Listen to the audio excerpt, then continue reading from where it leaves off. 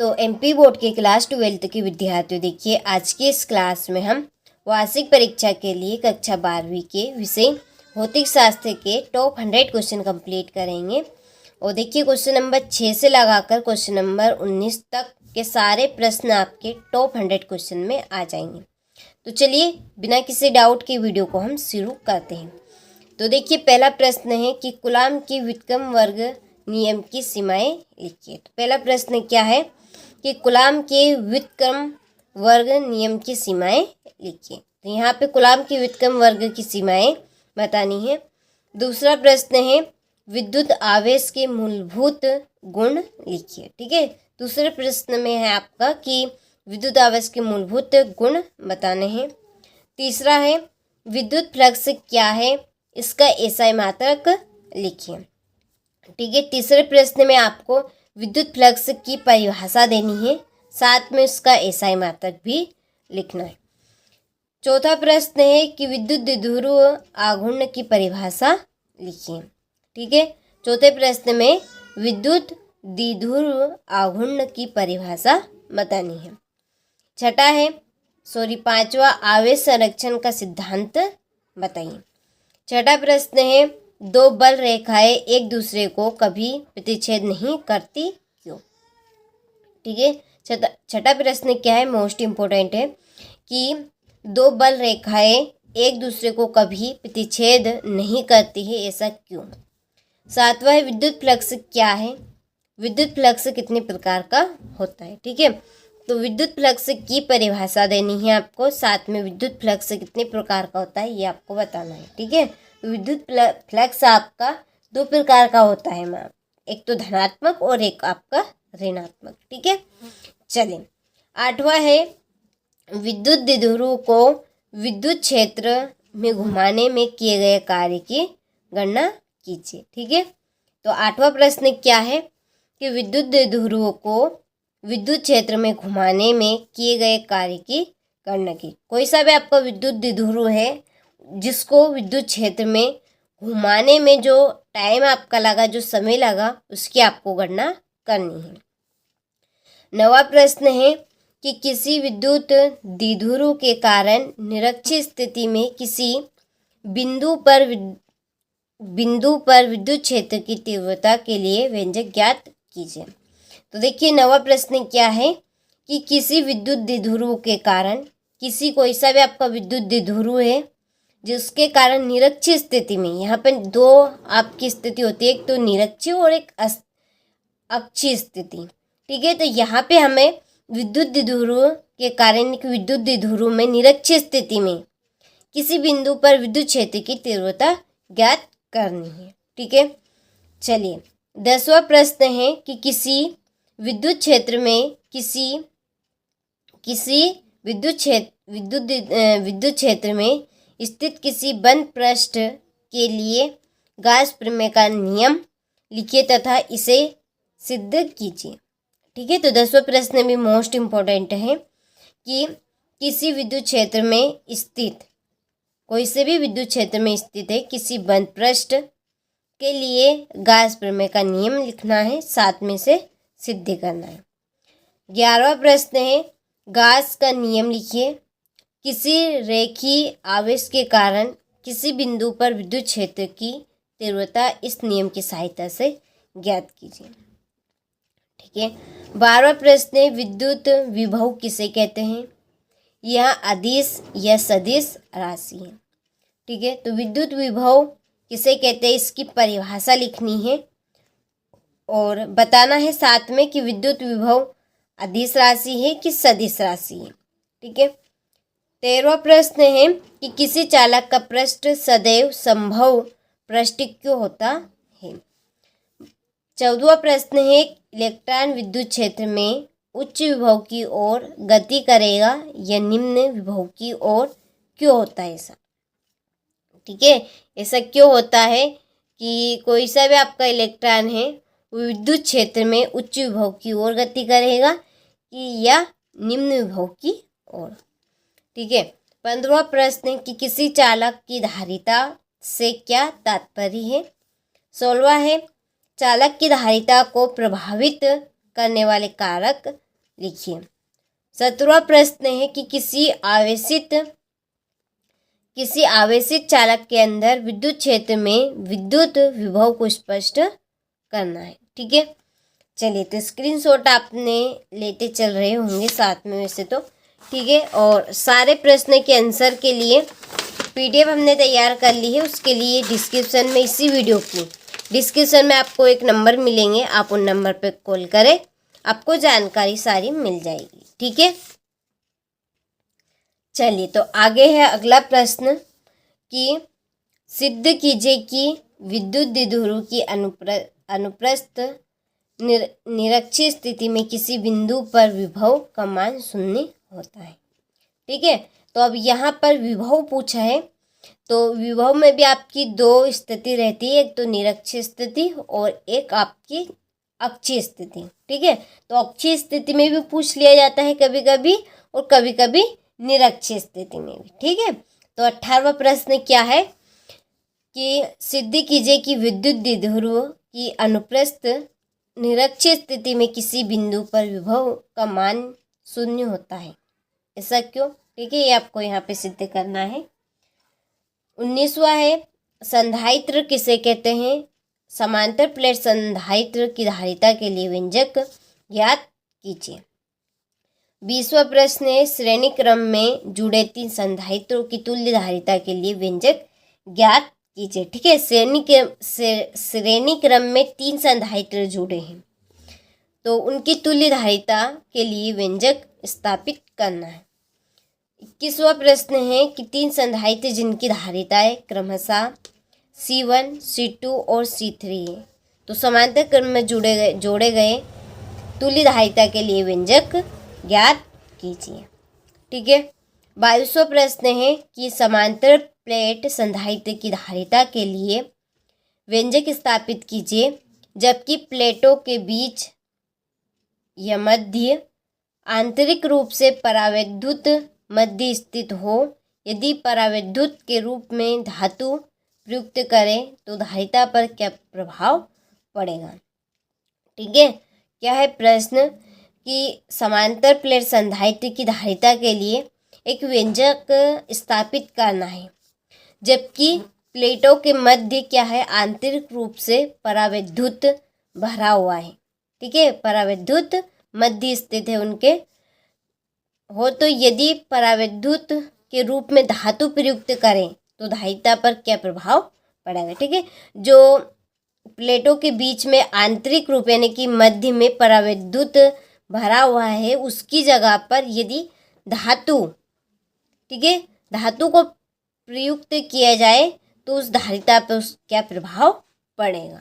ठीक है, चलिए 23वां प्रश्न है ओम के नियम की सीमाएं लिखिए। 24वां है किरचॉफ का उल्टता का नियम लिखिए। ठीक है, किरचॉफ का उल्टता का नियम आपको लिखना है।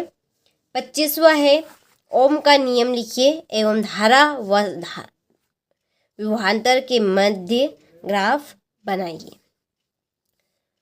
26वां है अनुगमन वेग किसे कहते हैं? अनुगमन वेग और विद्युत धारा के मध्य हमें संबंध स्थापित करना है। ठीक है, क्या है आपका 26वां प्रश्न कि अनुगमन वेग किसे कहते हैं और अनुगमन वेग और विद्युत धारा के मध्य संबंध स्थापित कीजिए।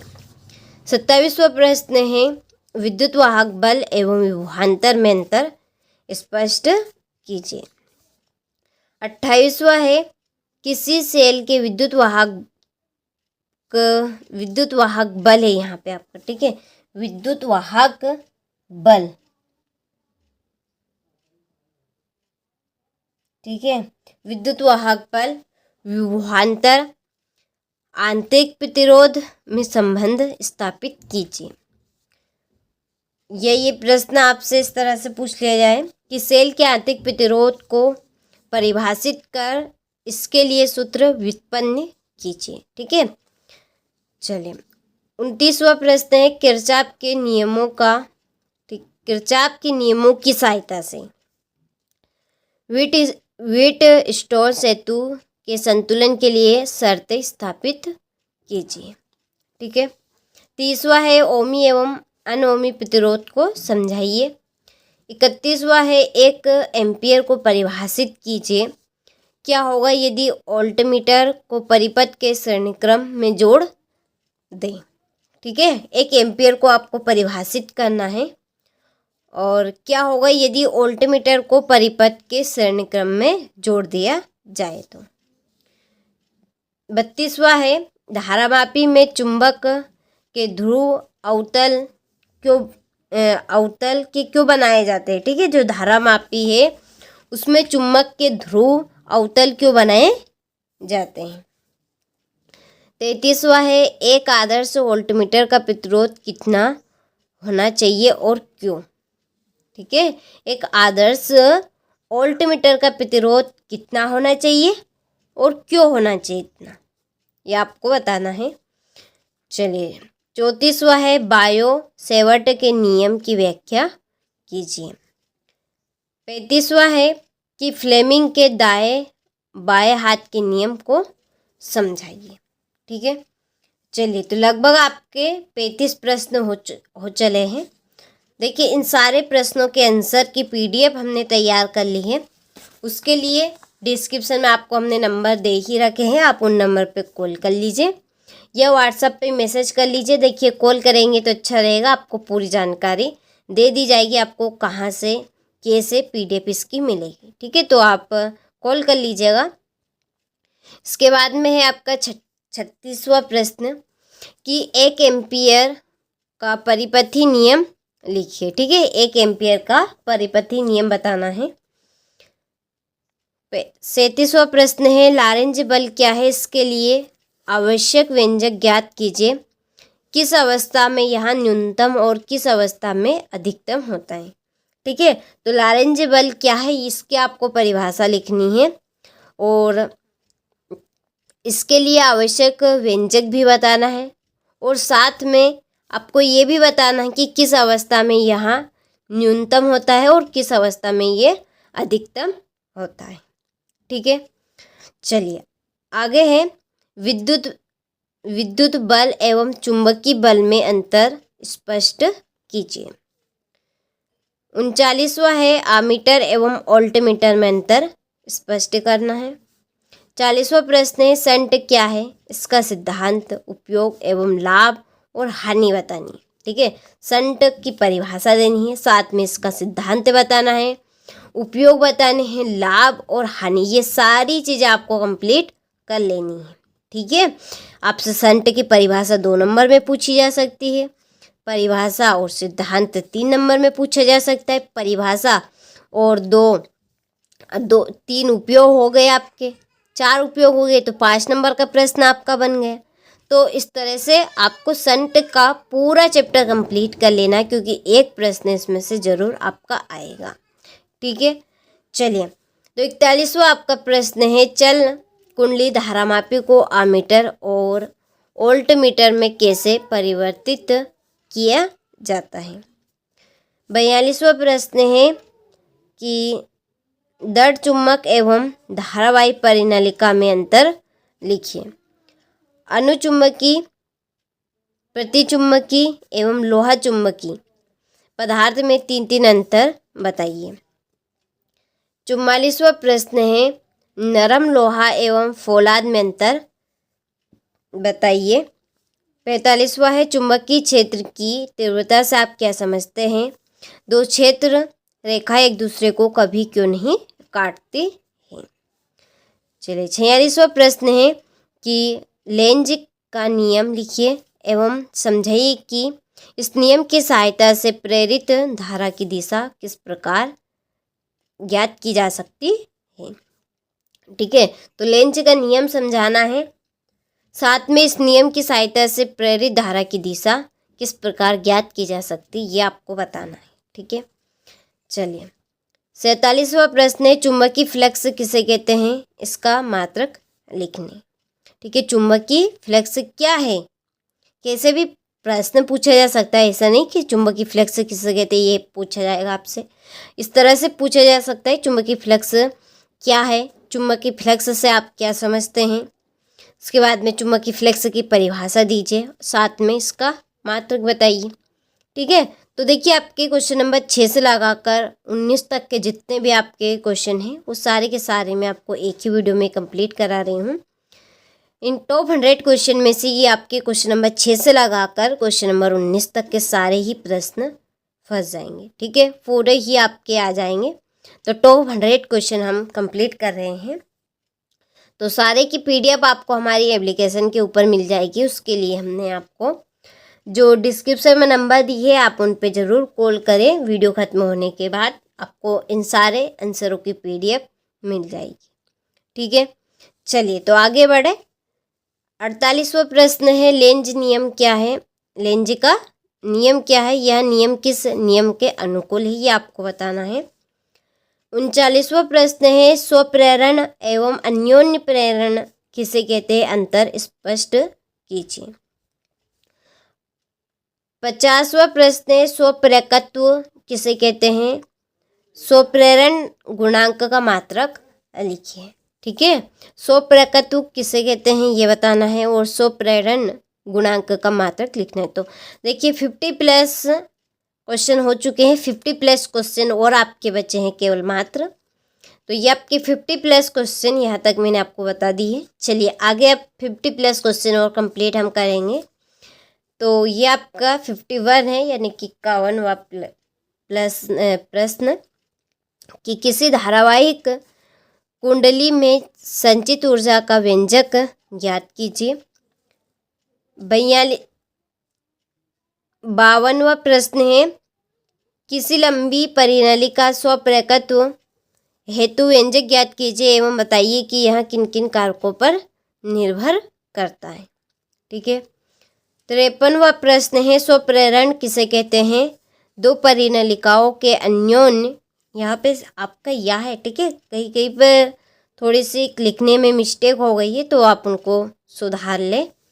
अन्योन्य प्रकृत्व हेतु व्यंजक ज्ञात कीजिए और बताइए यहाँ किन किन कारकों पर निर्भर करता है। ठीक है, 54वां प्रश्न, दिष्ट धारा एवं प्रत्यावर्ती धारा में अंतर स्पष्ट कीजिए। 55वां प्रश्न है, ट्रांसफार्मर में किन किन ऊर्जा ह्रास होती है तथा इन्हें किस प्रकार कम किया जा सकता है। ठीक है, चलिए बढ़े आगे।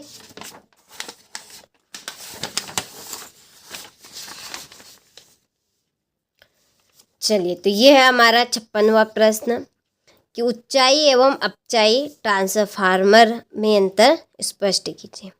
ठीक है, 57वां प्रश्न है, प्रतिरोध, प्रतिघात और प्रतिबद्ध में अंतर स्पष्ट कीजिए। 58वां प्रश्न है, प्रत्यावर्ती धारा दृष्टि धारा से खतरनाक होती है क्यों? जो प्रत्यावर्ती धारा है वो दृष्टि धारा से खतरनाक होती है क्यों, ये बताना है।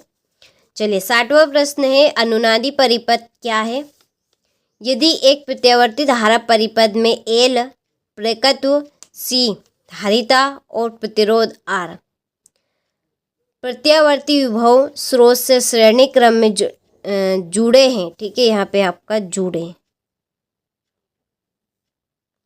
जुड़े हो तो परिणामी विभवांतर, प्रतिबंध, कलांतर एवं अनुनादी आवृत्ति ज्ञात कीजिए।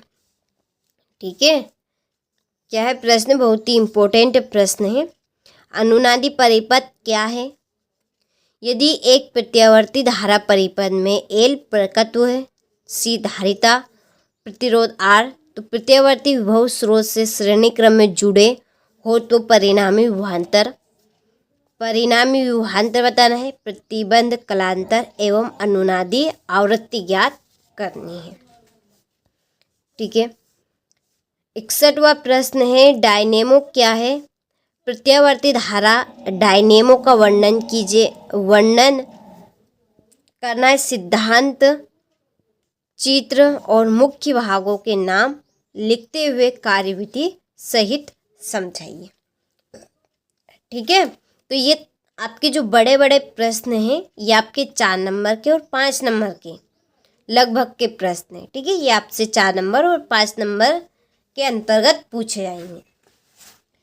तो डायनेमो क्या है ये बताना है, और प्रत्यावर्ती धारा डायनेमो का वर्णन करना है, सिद्धांत बताना है, साथ चित्र, मुख्य भाग के नाम लिखने हैं और कार्यविधि आपको इसकी समझाना है। ठीक है, चलिए आगे है गामा किरणें एवं एक्स किरणें के गुण लिखिए। विद्युत चुम्बकीय तरंगे क्या है, इसके कोई ही 4 गुण लिखिए। अब ये प्रश्न भी आपका 5 नंबर के लगभग में पूछा जा सकता है। चुम्बकीय फ्लक्स क्या है, ये 1 नंबर की परिभाषा और 4 गुण है, तो 4 नंबर के गुण 5 नंबर हो गए मिलके। तो इस तरह से आपको कंप्लीट करना है कि कौन सा प्रश्न आपका कितने नंबर में पूछा जा सकता है। देखिए आगे ध्वनि तरंगे एवं विद्युत चुम्बकीय तरंगों में अंतर लिखिए। विस्थापन धारा क्या है, इसका महत्व और व्यंजक ज्ञात कीजिए। गामा किरणों के स्रोत बताइए। पृथ्वी के वायुमंडल में ओजोन परत कहाँ है, इसका क्या महत्व है। तरंगों के अध्यारोपण का सिद्धांत क्या है। साबुन के बुलबुले रंगीन दिखाई पड़ते हैं, कारण स्पष्ट करना है। प्रकाश का व्यतिकरण किसे कहते हैं, व्यतिकरण का एक उदाहरण दीजिए। इसके बाद में एक 71वां प्रश्न कि प्रकाश के विवर्तन से आप क्या समझते हैं, विवर्तन कितने प्रकार का होता है। 72 वाला प्रश्न है कि कला संबंध स्रोत क्या है। 2 स्रोतों के कला संबंध होने के लिए शर्तें लिखिए। निम्न को परिभाषित कीजिए, गोलाकार तरंगाग्र और समतल तरंगाग्र। व्यतिकरण एवं विवरण में अंतर स्पष्ट कीजिए। हाइगन का द्वितीय तरंगाओं का सिद्धांत लिखिए। प्रकाश के व्यतिकरण के लिए आवश्यक शर्त लिखिए। प्रकाश की फोटॉन प्रकृति क्या है, इसके 4 गुण लिखिए। और आगे है तापायनिक से आप क्या समझते हैं। ठीक है, हो गया। चलो तो सारे ही प्रश्न मैं यहाँ पे आपको पढ़ के बता रही हूँ ताकि अच्छे से आपको समझ में आ सके। और सारे क्वेश्चनों की PDF हमने उत्तर की कंप्लीट कर ली है। उसके लिए डिस्क्रिप्शन में नंबर हमने आपको इसी वीडियो की दे रखे हैं, तो आप कॉल ज़रूर करें। पूरे प्रश्न की आपको PDF मिल जाएगी सॉल्यूशन सहित। केवल मोबाइल की 1 घंटे आपको घुमानी है। ठीक है, चलिए तो सारी जानकारी आपको मोबाइल लगाते ही मिलेगी। ठीक है, तो देखिए 79 वाला प्रश्न है तापायनिक उत्सर्जन हेतु प्रयुक्त धातु में कौन से गुण होना चाहिए। देहली आवृत्ति क्या है, प्रकाश विद्युत प्रभाव क्या है, आइंस्टीन का प्रकाश विद्युत समीकरण लिखिए। प्रकाश विद्युत सेल के 2 उपयोग लिखिए। यदि परमाणु में इलेक्ट्रॉन स्थिर हो तो क्या होगा, संक्रमण का क्या अर्थ है, इसमें कितना समय लगता है। ठीक है, आगे है बोर की कक्षा को स्थायी कक्षा क्यों कहते हैं। ठीक है, जो बोर की कक्षा होती है उसको स्थायी कक्षा क्यों कहते हैं ये बताना है। रदरफोर्ड का परमाणु मॉडल क्या है। बोर के क्वांटम प्रतिबंध और आवृत्ति प्रतिबंध क्या है। 88 है कि बोर के मॉडल की कोई ही 2 परिकल्पनाएं लिखिए एवं 2 कमियां लिखिए। तो अब ये देखिए ये प्रश्न आपको इसके प्रश्न में ही समझ में आ रहा होगा कि कितने नंबर का आपसे पूछा जाएगा। बोर के मॉडल की 2 परिकल्पनाएं बताएं। 2 परिकल्पना हो गई, 2 कमियां हो गई, 4 नंबर का प्रश्न बन गया। ठीक है, चलिए आयनीकरण ऊर्जा किसे कहते हैं। हाइड्रोजन परमाणु के लिए इसका मान कितना होता है। ये भी आपका 4 नंबर के लगभग में प्रश्न रहेगा, 4 या 3 नंबर के। ठीक है, चलिए 90 वाला आपका प्रश्न है, लगभग 10 प्लस और बचे हैं बस केवल मात्र आपके क्वेश्चन। तो तापीय न्यूटन क्या है, भार नाभिक में प्रोटॉन की अपेक्षा न्यूटन की संख्या अधिक होती है क्यों। ठीक है, यहाँ पर की है आपका, ये तो कुछ टाइप करने में मिस्टेक हो जाती है। ठीक है, ये कि तापीय न्यूटन क्या है और भार नाभिक में प्रोटॉन की अपेक्षा न्यूटन की संख्या अधिक होती है क्यों। देखिए 10 प्लस और शेष आपके क्वेश्चन बचे हैं टॉप 100 क्वेश्चन में से। नाभिकीय विखंडन एवं नाभिकीय संलयन में अंतर स्पष्ट कीजिए। नाभिकीय बलों के 2 महत्वपूर्ण गुण लिखिए और समस्थानिक एवं संभारिक को समझाइए। 53 वाला प्रश्न है आपका कि एन प्रकार एवं पी प्रकार के अर्धचालक में अंतर स्पष्ट कीजिए। तो देखिए आपके टॉप 100 क्वेश्चन में क्वेश्चन नंबर 6 से लगाकर क्वेश्चन नंबर 19 तक के सारे ही प्रश्न आ चुके हैं। टॉप 100 प्लस में आपको दे रही हूँ ये क्वेश्चन, जिनमें ही आपका पूरा काम हो जाएगा। ठीक है, तो टॉप 100 क्वेश्चन में हम क्वेश्चन नंबर 6 से लगाकर क्वेश्चन नंबर 19 तक के सारे प्रश्न टॉप 100 क्वेश्चन में कंप्लीट कर रहे हैं। ठीक है, तो सारे ही प्रश्न अच्छे से आपको कंप्लीट करना है, भटकना इधर उधर नहीं, ना ही फिजूल की बातों में आपको पढ़ना है। ठीक है, तो ये टॉप 100 क्वेश्चन आप कंप्लीट करें, टॉप करें। देखिए आपका 94 वाला प्रश्न है कि चालक विद्युत रोधी अर्धचालक में अंतर स्पष्ट आपको करना है। निज अर्धचालक एवं अपद्रव्य अर्धचालक में अंतर स्पष्ट कीजिए। 96 है आपका कि पी एन संधि डायोड क्या है। डायोड का अग्र पायस एवं पश्चिम पायस के रूप में किस प्रकार उपयोग किया जाता है। चलिए 97 है आपका 97 वाला प्रश्न कि दिष्ट करण क्या है। अर्ध तरंग दिष्टगारी के रूप में पी एन संधि डायोड का वर्णन कीजिए। तो 3 प्लस क्वेश्चन और बचे हैं शेष।